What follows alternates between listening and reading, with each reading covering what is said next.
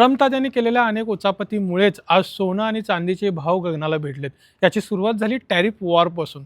यांनी काय केलं, वेगवेगळ्या देशाला वेगवेगळे टॅरिफ लावून प्रेशराईज करण्याचा प्रयत्न केला आणि त्यामुळे इम्पोर्ट एक्सपोर्ट पूर्ण देशामधला बिघडला। ही पहिली गोष्ट।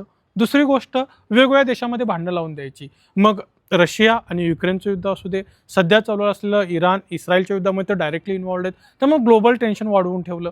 हा दुसरा होता विषय।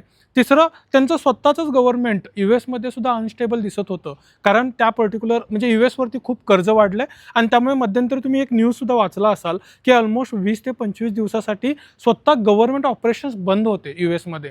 हे सगळं बघून ह्या जगातील सगळ्या मोठ्या देशांनी काय बोध घेतला की ट्रम्प आता आपल्याला काही मोठा होऊ देत नाही। याची क्लिअरिटी आता येताना त्यांना दिसली की काही झालं, डॉलरची जे एक पॉवर बनले ना, त्या पॉवरचा यूज करून तो नेहमी अनसर्टनिटी निर्माण करतोय आणि आपल्याला काही मोठं होऊ देत नाही।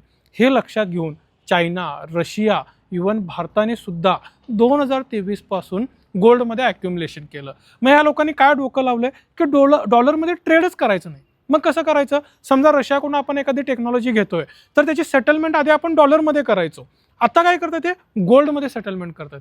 माझ्या माहितीनुसार सिंगापूरमध्ये लिटरली इन्व्हेस्टमेंट कंपन्यांनी ट्रेझरीज खरेदी करायला सुरू केलेत, म्हणजे तिजोऱ्या घेऊन त्याच्यामध्ये गोल्ड लोड करून ठेवतायत आणि त्यामुळे हे गोल्डचे प्राइस इतके हाय गेले आणि आपल्याला हे नंतर सगळ्या गोष्टी बाहेर आल्या। मलाही माहिती आहे की कदाचित तुम्हाला हे इतकं इनडेप्थ माहिती नसेल आणि जेव्हा मला हे रिअलाइज झालंय की येत्या काळामध्ये पुढच्या 10-15 वर्षाच्या हिशोबाने जर विचार केला तर येत्या काळामध्ये गोल्ड हे बेस बनणार आहे कुठल्याही इंटरनॅशनल ट्रेडसाठी।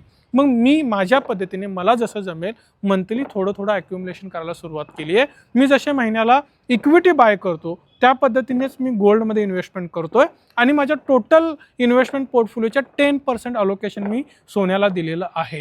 तुम्ही सोन्यासोबत काय करताय, तुमची इन्व्हेस्टमेंट स्ट्रॅटेजी काय आहे हे मला कमेंटमधून नक्की कळवा। धन्यवाद। पुन्हा भेटू अशाच एका व्हिडिओमध्ये।